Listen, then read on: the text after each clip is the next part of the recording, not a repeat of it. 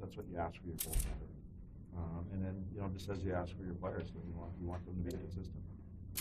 Barry, what's impressed you most about Seth Jones so far? Pretty highly touted. Well, I just think he's just the overall composure. He's he's 19 years old, and sometimes you think he's 29 years old, and other times he's 19. But he has got a very mature approach. He's got a very mature game for a 19-year-old. He's got some dare in his game, where he wants to be a difference maker, which you want all top guys to do. So those are the great qualities he has. We were playing him 28 minutes a night for a good part of the first part of the season. We had Roman out, and then Shea went out, Kevin Klein went out, and so he's got a lot of minutes, and probably too many minutes for a young man at this point in time. Asked him to go to play the left side versus his right because we get too many righties. Well, Boston wants to flip lefty for righty. We've got a couple of righties, so so he's had a lot on his plate, and he's dealt with it really well. And then I think he hit a little bit of a wall that he's sort of past that now, and I think you're seeing him play as well as he has earlier.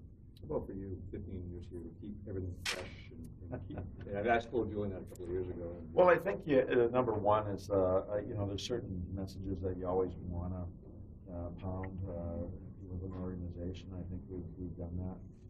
I look at it every year trying to take a different approach to things. Some stuff is new, some stuff is rehashed from a few years back, and just take a different approach. I think we try to keep it current in anything that you do. I think we have hired good people and allow them to do a lot of the stuff so your voice doesn't get numbing, if you will. And just I try to be myself. And I think the players that have grown up with me or know me, they know I sort of got their back, but I'm sort of like that. I love you, but I might not like the way you play, and I'm going to let you know. But I think they know that the full intentions is to win hockey games, and the full intention, my job is to get them to play as close to the ceiling of their abilities night in and night out. So it's nothing. There's never really any personal stuff. It's always about trying to get that player to the next level. Barry, your teams always have played a heavy brand of hockey, strong along the wall, strong on their sticks. Is there an adjustment that players are having to make on the fly now with, guys getting hearings or getting suspended? Because sometimes a guy goes in trying to make a good hit and it ends up looking bad on video when the intent wasn't there. Yeah. I mean, it is really hard. The Department of Player Safety has got their hands full, and the referees do, because half the time I can't get it right when I even watch it in slow motion, so I can't imagine the way they look at in real time. So, but I think players are adjusting. I know there's a process. I look at it over the course of time. I've been in the league one time. The first time we had the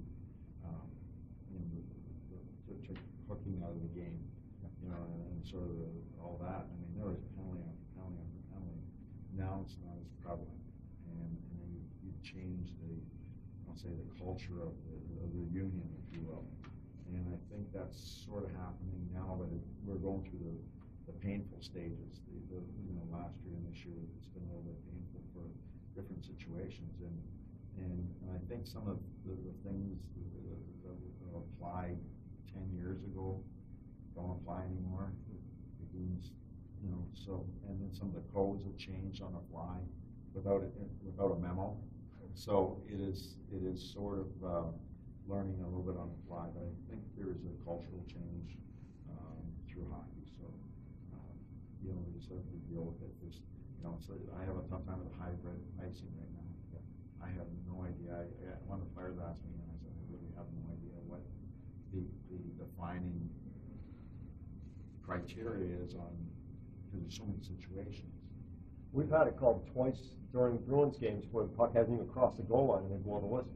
Yeah, and we've had a couple where, the guy who got, basically there's about a 6-inch difference between players, and our player is 80 feet away and 6 feet away from the puck, and the visiting player is 85 feet away from the puck, but he got across the goal line first. And to me, that is a hockey play that you have puck possession. That's, you know, so I think one of the problems, and I've been trying to play this in my head and really talk to the coaching staff, is that the linesmen have to look at two things. They're looking at where the puck is, and they're looking at this invisible, not really invisible line, but the dot line there.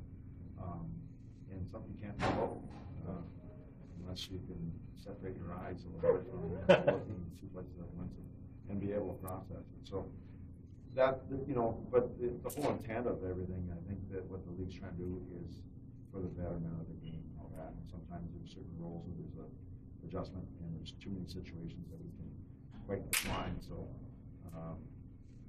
you know, we're learning on the fly as well. Got time for one more.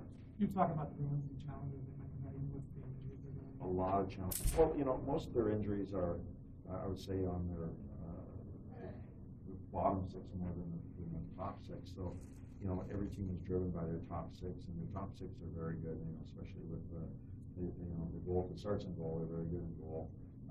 You know, they've got size, and one of the things that, you know, I was talking about, you know, the Bruins are big and they're hard, and they play 200 foot. You know, a lot of them, but they really don't get enough recognition of how skilled they are. They're big, and they are a team that plays the way. They play with weight on the puck, but they have a lot of skill in that.